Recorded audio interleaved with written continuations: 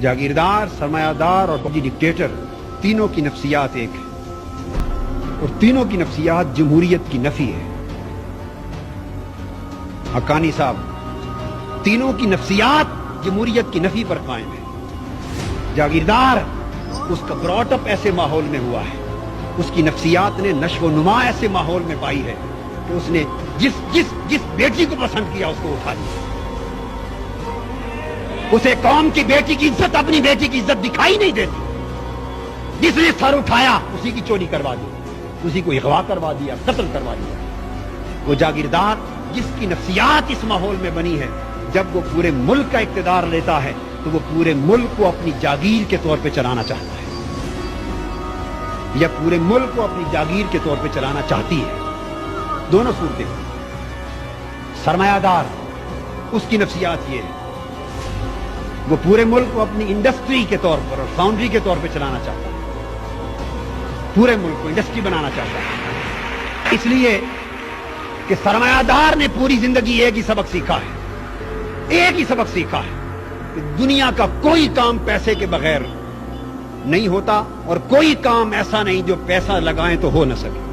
ایک ہی اصول ہے اس کا، وہ ہر ایک کو خریدنا جانتا ہے، ایک چپراسی سے لے کر بجلی کی لائن مین تک، ایک آئی ٹی او سے لے کر انکم ٹیکس کے کمشنر تک، اس نے ہر ایک کو پیسے سے خریدنا سیکھا ہے۔ جب وہ ملک کے اقتدار پہ آتا ہے تو سارے ادارے پیسے سے خریدنا چاہتا ہے، اس سے پورے کے پورے ملک کا سسٹم تباہ و برباد ہے۔ اس کے ذہن میں بھی جمہوریت کی نفی ہے۔ فوجی ڈکٹیٹر، اس نے بھی زندگی بھر ایک ہی بات سیکھی ہے کہ جو حکم دوں آگے نو کی کسی کو جرأت نہ۔ جب وہ اقتدار پر آتا ہے تو وہ پورے ملک کو بٹالین کی طرح چلانا چاہتا ہے۔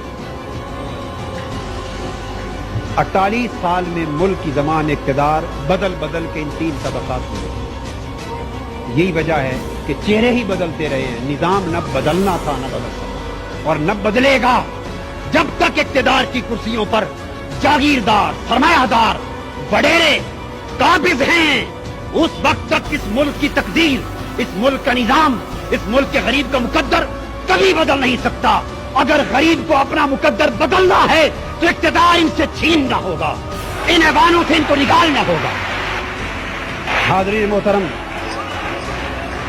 اس لیے تینوں طبقات، حاضرین محترم، انقلاب نعروں سے بھی نہیں آئے گا۔ انقلاب خون مانگتا ہے، خون مانگتا ہے، انقلاب قربانیاں مانگتا ہے۔